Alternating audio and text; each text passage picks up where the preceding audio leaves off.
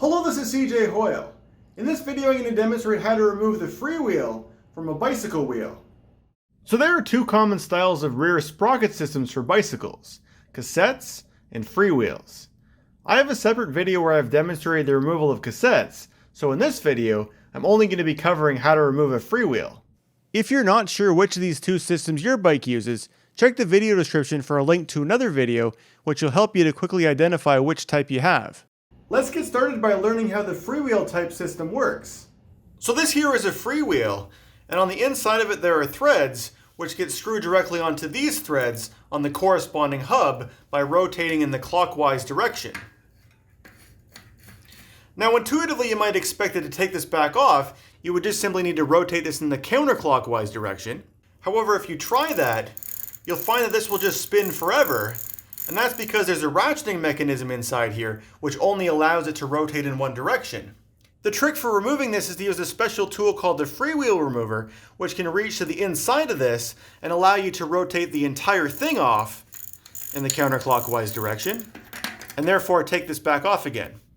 Unfortunately, freewheels have not been very well standardized over the years, which means that different freewheels use different freewheel remover tools.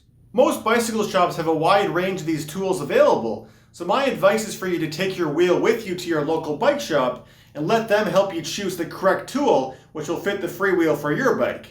So now that we understand how freewheels work, I'll demonstrate how to remove one from an actual bike. I'll start by removing the rear wheel. If you're unfamiliar with how to do this, I have a video that I've linked in the description below which will teach you everything you need to know. This particular freewheel uses the FR1 Freewheel Remover tool from Park Tool, but before I install this into there, I need to remove this wheel nut the rest of the way.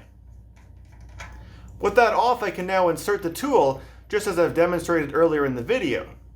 The manufacturer that makes these tools recommends that after you've installed them, that you then put your wheel nut back on over top, which will ensure that the tool stays fully engaged when you're doing the next step. You don't want to tighten this on tight though, you want to leave it so there's a little bit of a gap between the nut and the tool, which will allow the tool to still rotate. In a similar way, if you're doing this on a wheel which has a quick release, you want to remove this end of the skewer by holding this one stationary and rotating this one off, being careful to catch any springs that might go flying. After you've got your freewheel remover tool installed, you can put the end of that skewer back on loosely. With the tool installed, removing the freewheel is a matter of rotating this in the counterclockwise direction, but it's very unlikely that you'd be able to do this with just your bare hands. Typically, freewheels become very tightly fastened onto the wheel because whenever the bike is being pedaled, the chain is constantly applying a tightening torque onto it. But to counteract that torque, we can put a wrench onto the tool to get more leverage. To begin with, take the wheel and place it in front of you with the freewheel facing out and leaning it up against your knees like this. Take your left hand and place it at approximately the 2 o'clock position on the wheel, then take the wrench in your other hand, place it onto the freewheel tool so that it ends up at approximately the 10 o'clock position. Now with both hands you want to press down as hard as you possibly can. This will work some of the time, but if yours is too tight to break free like mine is, try this trick. Place the wheel against a sturdy wall, position the wrench at the 9 o'clock position, and press down on it as hard as you can by applying your body weight. If it's really tight, you can also try stepping on the end of the wrench with your foot. Once the freewheel's been initially broken free, you can remove the wheel nut again, and then continue to thread the freewheel tool off the rest of the way with your fingers. Once you reach the end of the threads, you'll be able to just pull this straight off like this. Underneath the freewheels on some wheels, there's one of these discs, which is called the spoke protector, which can just simply be lifted off like this. The wrench that I chose for doing this is a 1-inch combination wrench with a box end, which fits this freewheel tool.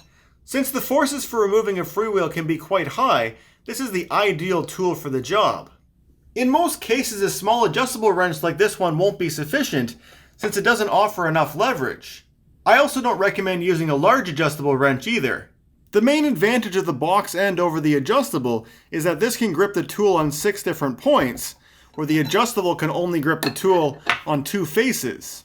If you have a very tight freewheel to remove, and you try using this method, there's a good chance that your freewheel tool will start looking like this one. Another option instead of using a wrench is to use a bench vise like this one. The freewheel tool gets inserted like this and then tightly fastened inside the vise. Now to remove the freewheel, simply spin the wheel in the counterclockwise direction. Whichever method that you used, the result is that you've now removed the rear sprockets from your bicycle, which is the goal of this video. While you have this off the wheel, it's a good idea to clean the threads of both parts and apply some grease to help make it easier to remove next time. I use White Lithium Grease for most bicycle-related applications, but there are other types of grease which will work equally well. After putting the spoke protector back in place, reinstalling the freewheel back onto the bike is extremely straightforward. Carefully align the threads and rotate the freewheel on in the clockwise direction. This only needs to be installed so that it's finger tight, because as soon as you start pedaling the bike again, the freewheel will get tightened the rest of the way by the tension from the chain. Anyway, that concludes this tutorial. If you have any questions, please let me know in the comment section below, and thanks for watching.